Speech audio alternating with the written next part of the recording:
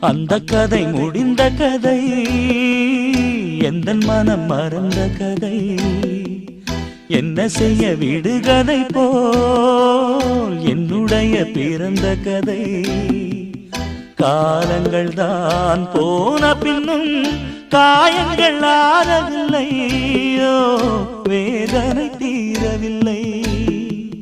சொல்லிவிடு வெள்ளி நிலவே